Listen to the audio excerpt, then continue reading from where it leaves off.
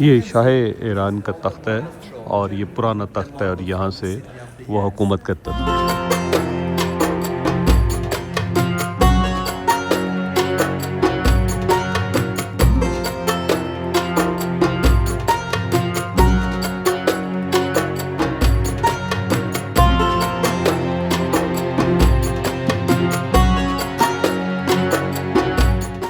The place when they came to see, and the function was seeing the outside for the sunsets. You can see some animals, they are character drawn. The lions, the symbol of the ocean. They are اینو بی زحمت آقا جمع. everywhere in the Golestan Palace you will see mirror working. You never ever see mirror working anywhere, just in Iran. And I will tell you the history of the mirror working. And on each corner, you can see some French windows. It was supposed to after revolution they covered it, but someday has remained. Some they covered, but some they remained. Yeah, some on the corner. And that kind of the door is called a lattice. In lead woodworking, the door opens up. You should imagine during the day catches the light. Here it's so beautiful. And sir, around here we have had a canal. You can see the channel. It was for throwing the water. Keep cool here. As the mountain. So here we have पानी आता था पहाड़ से और उसके बाद यहाँ पे पानी उसकी वजह से अंदर से मौसम बहुत तिरतर था और सामने फंक्शन होते थे बाहर। There are enamel woodworking. It's the camel bone doors. ये शाह ईरान का तख्त है और बड़ा पुराना तख्त है। ये तकरीबन 500 साल हो गए हैं इसको और ये तेहरान शहर के अंदर है। तो जब बादशाह यहाँ पे आता था आवाम को अपना मुंह दिखाने के लिए तो ये सामने से पर्दे उठा दिए जाते थे और यहाँ पे फंक्शन होता था बहुत बड़ा। सामने फाउंटेन है, उसके दाएं बाएं लोग खड़े हो जाते थे, ये पर्दे उठा दिए जाते थे, बादशाह को यहाँ बिठाया जाता था और बादशाह जो है ना इन शेरों के ऊपर पाँव रख के ऊपर आता था। शेर सिंबल था इनके यहाँ जो डायनेस्टी थी काचार डायनेस्टी उसकी, तो इसलिए जहाँ पे भी आपको नज़र आएगा इनके पैलेस होगा वहाँ पे शेर आपको नज़र आएंगे। लेकिन शेर मुझे मस्कीन बहुत लग रहे हैं, ये कोई प्रॉपर जो है ना बिल्ली टाइप शेर हैं।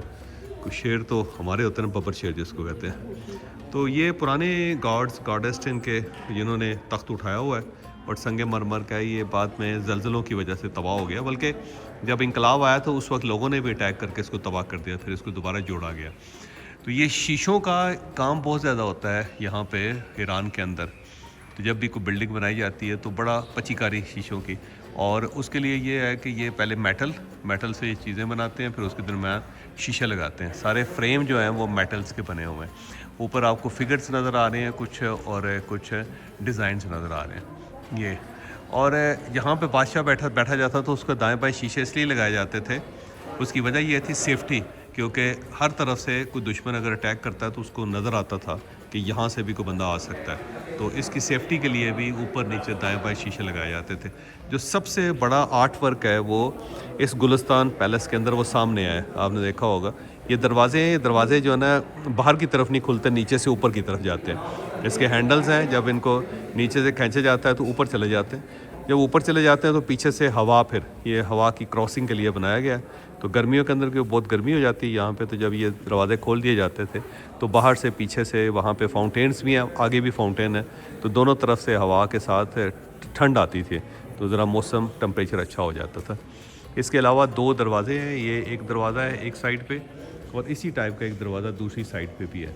इस दरवाज़े का कमाल ये है कि आपको बज़ाहिर ऐसा महसूस हो रहा है जैसे कि ये लकड़ी का दरवाज़ा, जबकि लकड़ी का नहीं है, ये हड्डियों से बनाया गया, ये ऊँट की हड्डियों से बना हुआ दरवाज़ा है। तो 2 दरवाजे यहाँ पे, एक ये और एक दूसरी साइड पे।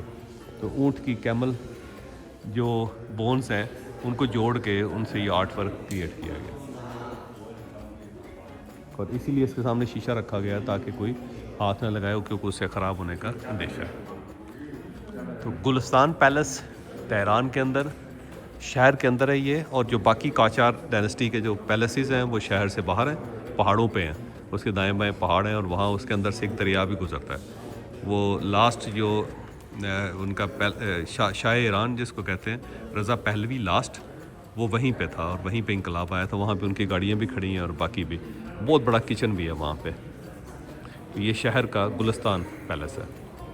ले जनाब, ये गुलिस्तान पैलेस है और तेहरान के अंदर है, और शाह ईरान का ये शहर वाला ये पैलेस था। और ये पुरानी पच्चीकारी बड़ी तफसील के साथ, डिटेल के साथ हुई है, बहुत ही खूबसूरत। ये आपको कर्टन नज़र आ रहा है, इस कर्टन के पीछे तख्त है, और ये संग मरमर का तख्त है जिसके ऊपर बादशाह बैठ के शहर वालों को नज़ारा करवाता था। यहाँ पे सामने ये एक फुवारा है, जब बादशाह आता था फुवारा चला दिया जाता था। सामने फिर एक और फुवारा है, तालाब है, ये तालाब एक्टिव हो जाता था और दाएं बाएं लोग बैठते थे सारे। यहाँ पे उनकी कुर्सियाँ लग जाती थी या फिर कारपेट पे। तो सबसे पहले जो मोअज़्ज़िन आगे बैठते थे, उससे पीछे पीछे पीछे पीछे बैठते चले जाते थे। उस वक्त ये बिल्डिंग्स नहीं होती थी, तो पब्लिक जो थी इस इलाके से बाहर खड़े हो जाते थे, वो दूर से देखते थे। तो अब आप ज़रा तसव्वुर करें कि ये सब लोग बैठे हुए हैं यहाँ पे, फुवारे चल रहे हैं,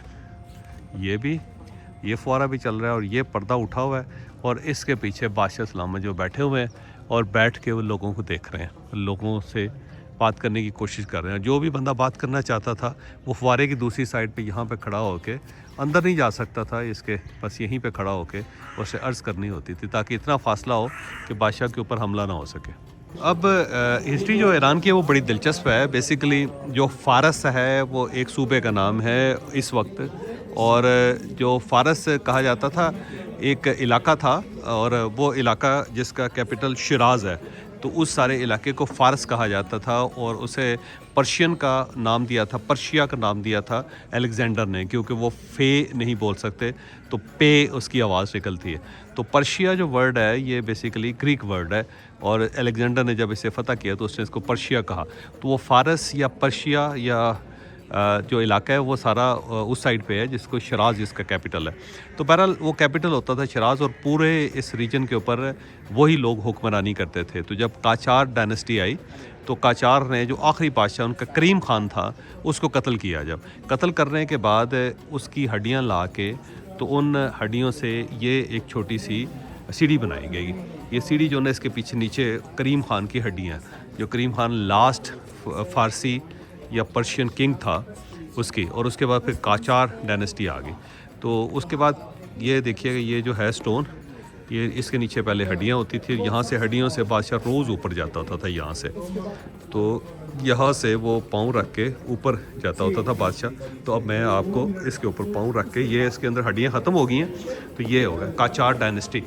अच्छा, काचार डायनेस्टी जो थे ना, नासरुद्दीन इनका एक बहुत बड़ा बादशाह था, बहुत ही ज़बरदस्त किस्म का बादशाह था, जिसने पूरा प्रॉपर इस डायनेस्टी को क्रिएट किया था। तो ये उसकी कब्र थी एक, जहाँ पे फौत हुआ तो उसको दफन किया गया। तो ये तावीज़ है उस कब्र का, और इंतहा दर्जे का खूबसूरत। पूरी दुनिया में कहा जाता है कि इस टाइप का कोई तावीज़ नहीं बना, जिसके ऊपर एक तस्वीर भी है, मैं आपको दिखाता हूँ, इस बादशाह की तस्वीर है। तो ये बाद में जब ये इंकलाब आया तो उसके बाद कब्रें ख़त्म की जा रही थी, तो इस कब्र को भी तोड़ना चाहते थे। तो कोई एक आदमी था जिसने ये तावीज़ उठा के अपने घर पे रख लिया था, और जब उसके बाद वो ज़रा ख़त्म हुआ इंकलाब का दौर, तो फिर उसने ये वापस दे दिया गवर्नमेंट को। तो गवर्नमेंट ने फिर इसको यहाँ रख दिया, और अब इसे देखने के लिए पूरी दुनिया से लोग आते हैं। तो ये नासरुद्दीन काचार फैमिली का जो बादशाह, जो बड़ा तगड़ा बादशाह था जिसने पूरी डायनेस्टी बनाई थी, ये उसकी कब्र का तावीज़ है। लेकिन कब्र है नहीं, ये जहन में रखिएगा, क्योंकि कब्र उसकी किसी और जगह है, बस ये उसके स्टोन है। और ये आप देखें इस तरह इतना खूबसूरत नीचे जो प्रॉपर पच्चीकारी की गई है, और एक एक फ़िगर क्रिएट की गई, और ये फ़िगर भी प्रॉपर खोदने से मतलब ये है कि एक बड़ा पीस लेके मार्बल का, उसके अंदर कार्विंग की गई है। और फिर उसके बाद आपको मैं उसकी तस्वीर दिखाता हूँ जो प्रॉपर उसके अंदर बनी। ये कितनी बारीकी से काम किया गया है। इसके अंदर शेर लिखे गए हैं सारे पर्शियन लैंग्वेज के, फ़ारसी के, और इसके साथ साथ पैटर्न क्रिएट किए गए हैं, फूल बनाए गए हैं। शेर जो काचार फैमिली जो थी, डायनेस्टी थी, उनका निशान होता था, तो वो। और ये देखें आप,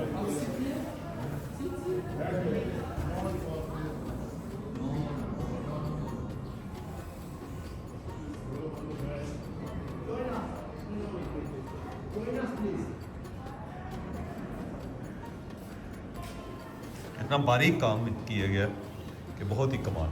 और ये बादशाह का जो ताज है वो भी, ये भी, और इतनी खूबसूरती से ये बनाया गया है कि हैरत होती है। देखें बादशाह, उसका ऊपर ताज, फिर ये इसकी सारी, ये दुनिया का इससे ज़्यादा खूबसूरत जो कब्र की कॉर्विंग है और जो कब्र का ताबूत है आज तक नहीं बना। ये उसका कमाल है। उसकी तलवार भी आप देखें तो हम ये कह सकते हैं कि दुनिया का सबसे खूबसूरत तरीन ताबूत है ये, और उसके पीछे पर्शियन आर्ट सारा।